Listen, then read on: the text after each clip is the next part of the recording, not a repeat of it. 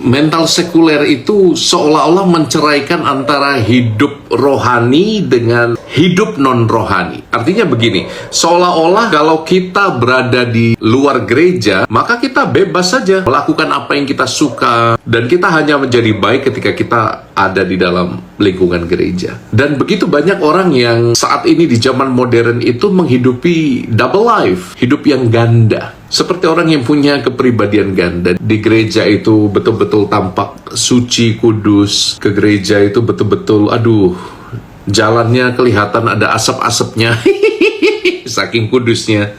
Tapi ketika keluar dari gereja, ketika dia terlibat dalam keseharian hidup, dia tidak menampakkan sama sekali imannya. Kata-katanya menjadi kasar, kemudian pikirannya sangat seksual ya.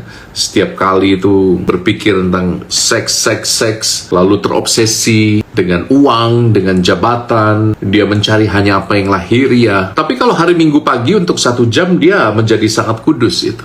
Ada beberapa tipe seperti ini. Nah, ranting kepura-puraan ini harus dipotong. Ranting topeng ini harus dipotong. Ranting yang menceraikan antara altar dengan pasar itu harus dipotong. Saya merasa bahwa hidup Anda setelah menerima Ekaristi mestinya menjadi begitu intim dengan Yesus, sampai kata-kata Anda itu harus menjadi seperti kata-kata Tuhan Yesus. Pikiran Anda harus yang indah, kudus, dan mulia, dan apalagi tindakan Anda. Supaya orang tidak melihat keterceraian antara doktrin dan realitas. Itu sekarang penyakit yang banyak sekali mengganggu orang-orang muda.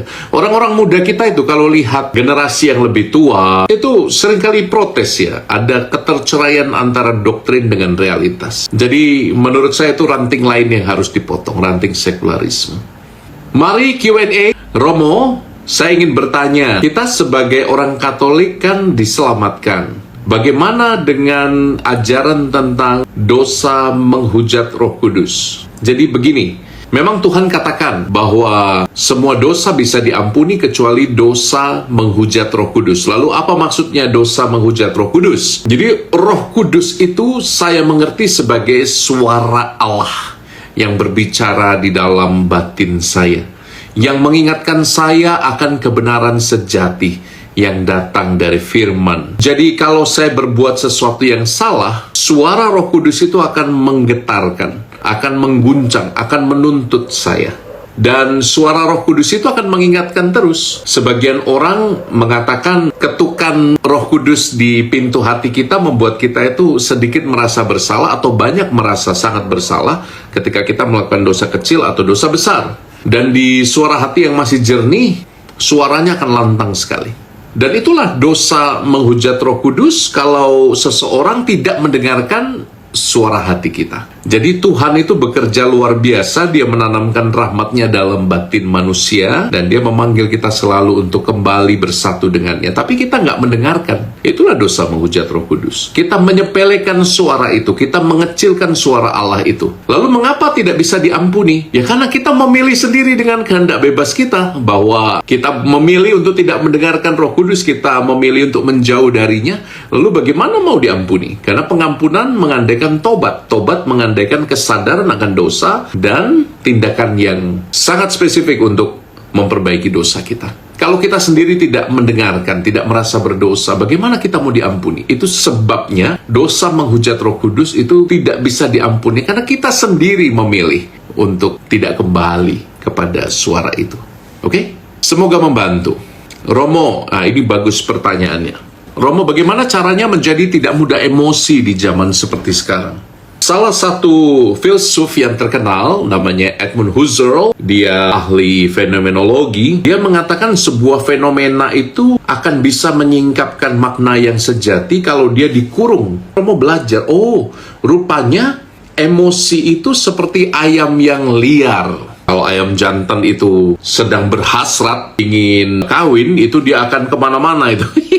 Dan pikiran kita yang penuh dengan emosi itu seperti ayam jantan itu. Jadi dia harus dikurung dulu, harus ditenangkan dulu.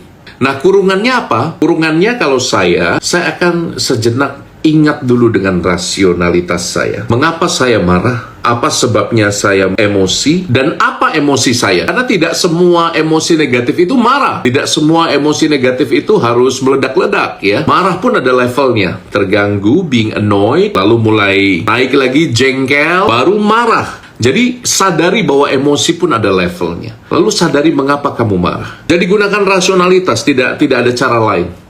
Dan teknik yang paling mudah untuk menggunakan rasionalitas adalah dengan sedikit mundur fisik. Saya kalau lagi meledak, sesaat sebelum meledak itu Romo coba tarik nafas sambil mundur. Artinya melangkah mundur, benar-benar melangkah kakinya. Mundur dari TKP.